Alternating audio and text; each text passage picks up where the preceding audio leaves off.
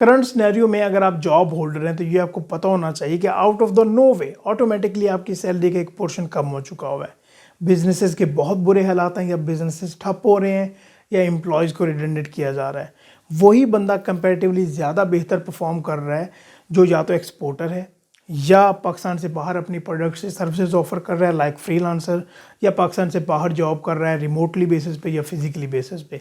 Like उसको local currency में तो पेमेंट नहीं होनी, डॉलर्स आने हैं या पाकिस्तान से अलावा कोई और करेंसी आना है, तो वो ज़्यादा बेहतर परफॉर्म कर रहा है। एक्चुअली इसाक डार साहब जब फाइनेंस मिनिस्टर बने थे तो ये उनकी स्टेटमेंट थी कि डॉलर की एक्चुअल वैल्यू को अगर हम कैलकुलेट करें तो ये 190 बनती है, और मैं आपको 4 हफ्तों में 24 से 30 दिनों में डॉलर के रेट को कम करके दिखाऊंगा। एक्चुअली फॉर कॉपीराइट इशू मैं क्लिप यहाँ पे चला नहीं सकता, आप देख सकते हैं या आपने देखा भी होगा।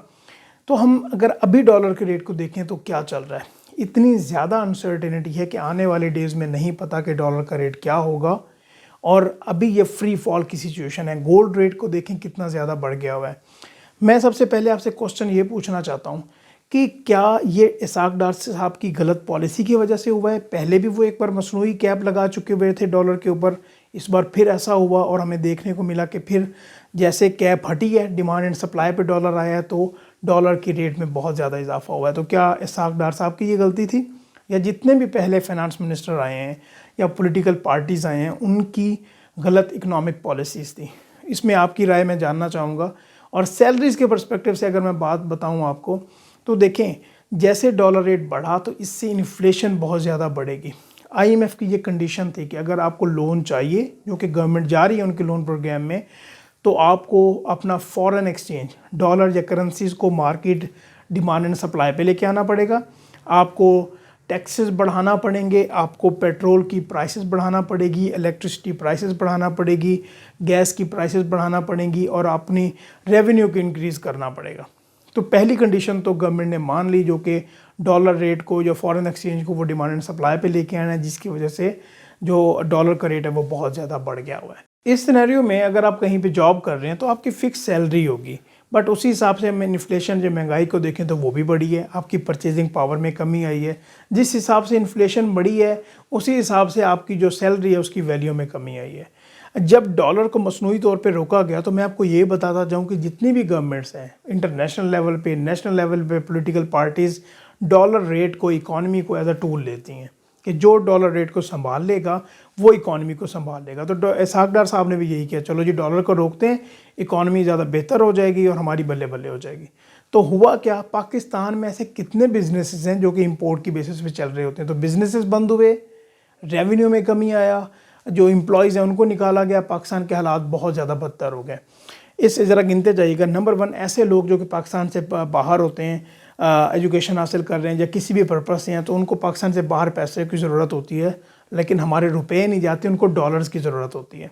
बैंक्स के पास डॉलर है नहीं क्योंकि कैप लगा दी गई है, वो क्यों अपना नुकसान करवाएंगे, डॉलर को कम रेट पे भेजेंगे।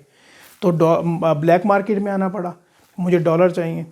तो अगले बंदे ने डिमांड की, भाई मैं तो आपको इस रेट पे नहीं दूंगा डॉलर, ये पर्टिकुलर रेट है, तो ज़्यादा पैसे दे के मजबूरन डॉलर लेके बाहर भेजे। दूसरे नंबर पे ऐसे लोग जो कि अद्वियात या लाइफ सेविंग ड्रग्स उन्होंने मंगवानी थी, उनको भी ब्लैक मार्केट में जाना पड़ा।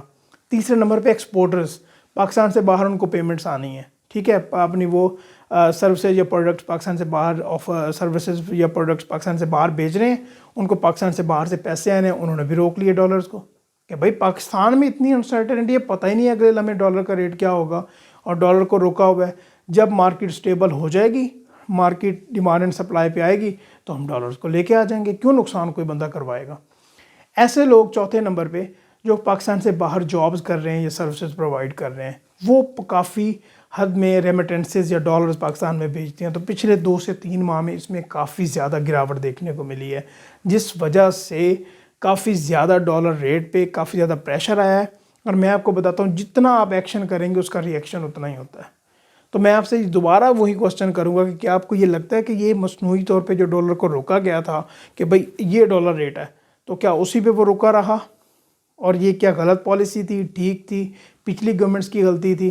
देखें जब वो रिएक्शन आया तो डॉलर रेट कहाँ पे चला गया, और आप इसके साथ जो महंगाई है उसको देखेंगे कि वो किस तरह से फैलती है। क्योंकि IMF ने अगर पाकिस्तान को कर्ज़ा देना है तो उसके बाद जो हमारे फ्रेंड्स हैं बाकी कंट्रीज़ लाइक यूएई है या सऊदी अरेबिया या चाइना है, तो उनकी ये कंडीशन है कि जब तक आपको आईएमएफ प्रोग्राम में लोन नहीं मिलेगा हम भी आपकी कोई सपोर्ट नहीं करने वाले। तो आई होप कि आपके लिए ये कंटेंट वैल्यूएबल रहा हो। चैनल भी सब्सक्राइब कीजिएगा। इंशाल्लाह नेक्स्ट वीडियो में बात करते रहेंगे। अस्सलाम वालेकुम।